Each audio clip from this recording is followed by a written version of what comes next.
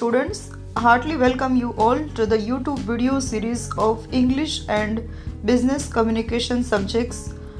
I, Dr. Khyati Wadhar, an assistant professor in English working at JJCET Commerce and BBA College, Junagadh, affiliated to Bhakt Kavi Narsi Mehta University. Here I will share my knowledge for English and Business Communications subjects in BCom semester 2, 4 and 6. I will teach all the topics of these subjects in an easy manner using a translation method so that it will be easier to understand the areas for Gujarati medium students also. So let's learn with enthusiasm. Hello dear students. So in this lecture we will discuss about Foundation course in English 6, that is in BCom semester 6. BCom semester 6 માં foundation course in English એટલે કે તમારો જે compulsory English subject છે એમના syllabus અને paper style વિશે આપણે ચર્ચા કરીશું. તો સૌપ્રથમ આપણે સિલેબસ તરફ ધ્યાન દઈશું. અહીંયા સિલેબસમાં તમને 3 યુનિટ આપેલા છે. Here there are 3 units in the English syllabus. First is grammar, second is composition and third is text. In the first unit of grammar there are 4 topics. First is synthesis, second is adverbials, fourth is noun clause and fourth is one word substitutions. એટલે કે આ 4 topic આપણે ગ્રામરમાં study કરવાના છે. Next, second is composition. In second topic we will study job application writing and essay writing based on commercial values. So these 2 topics we will study in composition. બીજું જે unit જે છે એમાં કમ્પોઝિશનમાં 2 topic આપણે study કરવાના છે, job application writing અને essay writing. અહીંયા તમને કોમર્શિયલ સિચ્યુએશન પર તમને કોઈ પણ એક એસેનો ટોપિક આપેલા હશે. Third is text. હવે અહીંયા ટેક્સ્ટ જે છે that is gems of wisdom and anthology of સો stories section 2. Gems of wisdom and anthology for સો સ્ટોરીઝ એ આપણે સેમેસ્ટર 5 ની અંદર પણ સ્ટડી કરી ગયા છે. જે ફર્સ્ટ 5 લેસન્સ આપણે સેમેસ્ટર 5 માં સ્ટડી કર્યા છે. નેક્સ્ટ 5 લેસન્સ આપણે સેક્શન 2 ના આપણે 6th સેમેસ્ટરમાં સ્ટડી કરવાના છે.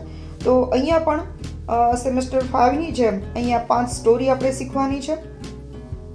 તો એ સ્ટોરીની અંદર ફર્સ્ટ છે the modern millionaire by Oscar Wilde, second is too dear by Leo Tolstoy, third is an ant the grasshopper by W.H. Maugham, fourth is the world renowned nose by V.M. Basheer, fifth is the diamond necklace by Guy de Maupassant. તો આ 5 story આપણે ટેક્સ્ટની અંદર શીખવાની છે. તો હવે આપણે syllabus જોઈ લીધું છે. હવે આપણે પેપર સ્ટાઇલ તરફ જશું. તો અહીંયા બહુ સિમ્પલ પેપર સ્ટાઇલ આપણને આપેલી છે. અહીંયા પેપર સ્ટાઇલની અંદર ક્વેશ્ચન 1, 2, 3 અને 4 ક્વેશ્ચન્સ તમારે એક્ઝામમાં પેપર સ્ટાઇલમાં હશે. પેપર સ્ટાઇલની અંદર 100 માર્કનું જે પેપર હશે એમાંથી 30 માર્ક તમારા ઇન્ટરનલ એક્ઝામના હશે કે જેમાં તમે અસાઇનમેન્ટ સબમિટ કરશો, ફેરબુક્સ આપશો, ઇન્ટરનલ ટેસ્ટ લેવાશે કે પછી પ્રેઝન્ટેશન્સ આપશો. એ દરેક કોલેજ પર ડિપેન્ડ કરે છે કે દરેક કોલેજના ફેકલ્ટી એમના સ્ટુડન્ટ પાસેથી અસાઇનમેન્ટની અંદર અથવા તો ઇન્ટરનલ માર્ક્સમાં 30 માર્કની અંદર ક્યાં ટાસ્ક આપે છે એમને. તો દરેક કોલેજના જે ઇન્ટરનલ માર્ક્સનું જે સ્ટ્રક્ચર છે અલગ અલગ હોય છે. તો 30 માર્ક તમારે લોકલ કોલેજ લેવલથી લેવાના રહેશે અને 70 માર્કનું આપણે પેપર યુનિવર્સિટી એક્ઝામનું પેપર દેવાનું રહેશે.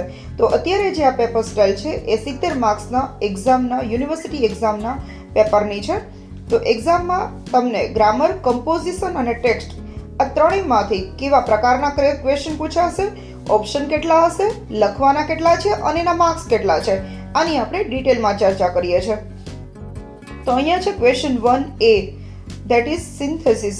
હવે સિન્થેસિસ શું છે એ 1 by 1 હું ગ્રામરના ટોપિક્સ, કમ્પોઝિશન અને ટેક્સ્ટ એ તમને વિડીયો સિરીઝના આગળના લેક્ચર્સમાં શીખવીશ. તો સિન્થેસિસ જે ગ્રામરનો ટોપિક છે એમાં ઓપ્શન 7 આપેલા હશે, 5 લખવાના છે, 5 માર્ક્સ છે એટલે કે એક ક્વેશ્ચનનો 1 માર્ક રહેશે.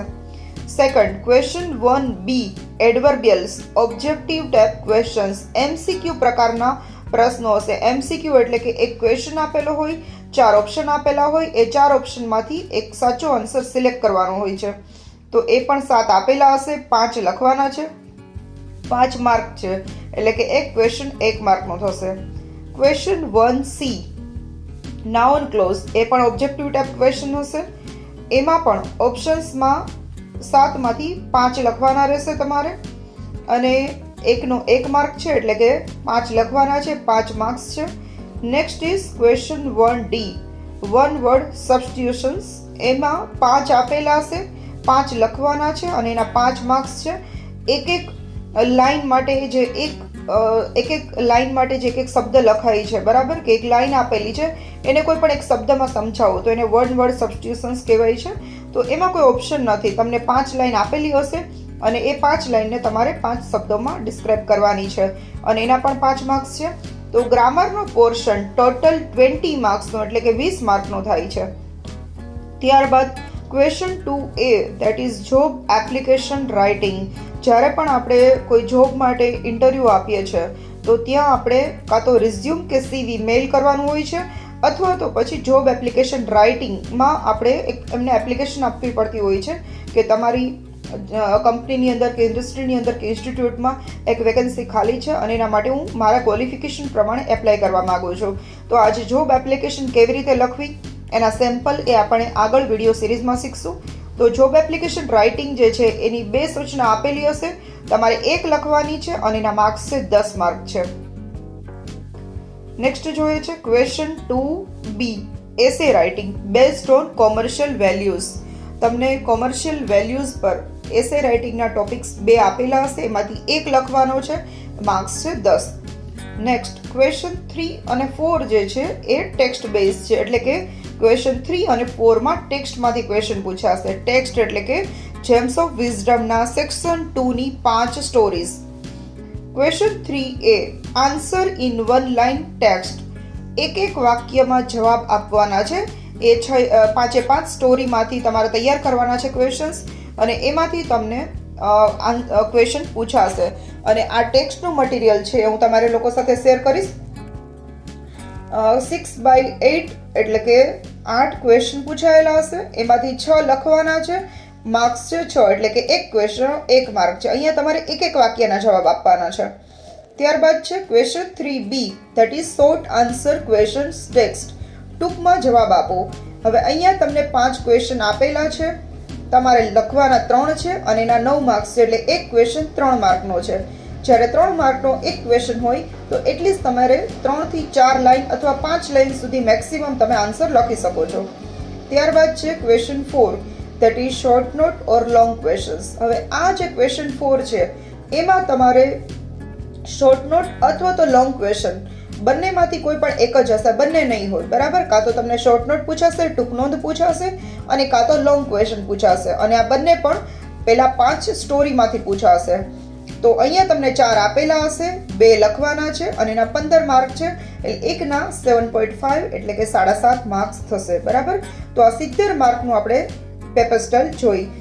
પહેલો ક્વેશ્ચન છે 20 માર્કનો છે, બીજો ક્વેશ્ચન છે કમ્પોઝિશન એ 20 માર્કનો છે, અને ત્રીજો ક્વેશ્ચન છે એ 30 માર્કનો છે, એટલે કે ટોટલ 70 માર્ક્સની પેપર સ્ટાઇલ રહેશે. યુનિવર્સિટી એક્ઝામનું પેપર 70 માર્કનું રહેશે. તો આ રીતની પેપર સ્ટાઇલ ઇંગ્લિશ લેંગ્વેજ 6ની અંદર આપણે સ્ટડી કરવાનું છે.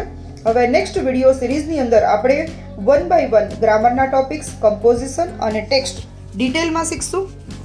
જો તમને વિડીયો ઇન્ટરેસ્ટિંગ લાગ્યો હોય તો તમારા ફ્રેન્ડ્સ સાથે શેર કરજો, લાઇક કરજો, શેર કરજો અને બેલ આઇકનને પ્રેસ કરી દેજો, જેથી કરીને મારા નેક્સ્ટ વિડીયો જે આવે એનું નોટિફિકેશન તમને તરત મળે. Thank you everyone.